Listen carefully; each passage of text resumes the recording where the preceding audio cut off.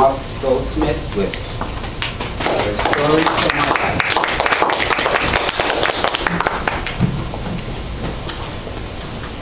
Hello, my name is Marc Goldsmith, and I'm hoping that this is going to be the best speech of my life. All right. But the worst speech of my life going forward. And that's because I believe in continual improvement. We're either growing or we're dying, and there's no other way around that. So, in my speech today, I'm going to give you 3 stories from my life, 3 short stories. One from my childhood, one from my adolescence, and one from my 20s. And in these stories, each of them contain a valuable lesson, and it will all help you get to know me a little bit better. My first story comes from when I was 10 years old. I went to U.S. Space Camp for a week. In U.S. Space Camp, there's a lot of fun activities to do. There's like anti-gravity rooms, there's flight simulators. It was a lot of fun. But there was one activity that didn't sit so well with me. And that activity was, we were all in a room together, the kids and the counselors, in a round table, and we were discussing ideas on how we could build a space shuttle. The kids were giving wild ideas. They were saying, we're going to make sure the panels are insulated just right so we don't burn up in space. We talked about the throttles, everything being magnetized just right. And then we came around to me, and my boiling point at that time was actually pretty high.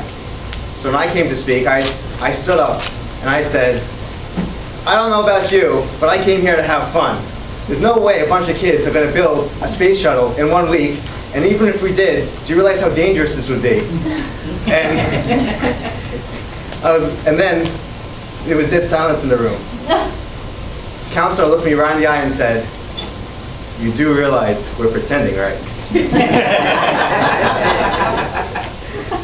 That was one of the most embarrassing moments of my life. So I think I learned that day that it's always good to pay special attention, especially in the beginning activities, what's really going on, and also not to jump to conclusions so fast and think a little more logically about things, because there's no way we were actually going to do that. My second story comes from when I was 15. I was in CompUSA, and in CompUSA, I was in the magazine section. There was a guy next to me also reading magazines. And for whatever reason, I asked him, what are you reading? And he said, oh, I'm reading about computer programming, learning how to start a computer. He was probably in his 50s, maybe early 60s. And then he asked me, so what are you reading? And I said, oh, I'm reading these magazines about video games. I like video games. I want to learn about the newest releases and some codes and learn about what's going on. And then he turned around to me, and very intensely he said, games? Games? What's going on with your generation? He said, I'm sick and tired about hearing about all these games. You have so much potential in you at this age, and you're going to squander it on these video games. I can't believe how these video games are debasing the society of America. These games will get you nowhere. You should pick up a good book and learn something, educate yourself. I was really taken back. And although I obviously didn't quit video games right there and then, he made a lasting impact on me.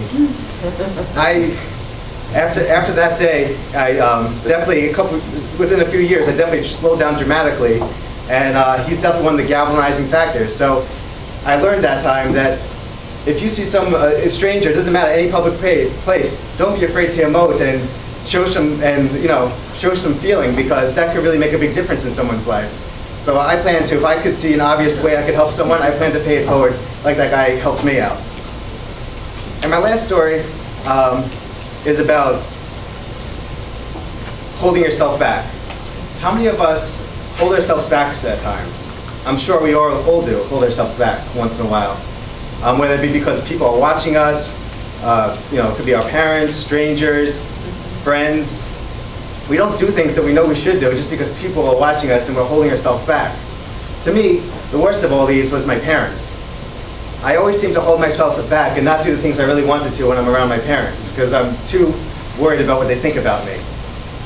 But in 2008, we went on a family cruise together. And for the first time in my life, I didn't hold myself back. I was dancing on the stage with girls in front of my parents, and I just didn't care. I was talking to strangers. I was involving myself in contests that are, wild and crazy contests, and just doing everything I wanted to enjoy myself, and without censoring myself. And it was one of the best times of my life, and I definitely learned that it's always better when I'm not holding myself back and just do the cool things I think about, because that way I'm going to live a much more enjoyable life, and I'll definitely grow much more as a person. In conclusion, I hope you enjoyed my stories today, and I'm sure you can relate to some of the lessons I've learned. I think we should all stay active and try to improve ourselves, so in that way we all have stories to share. Thank you.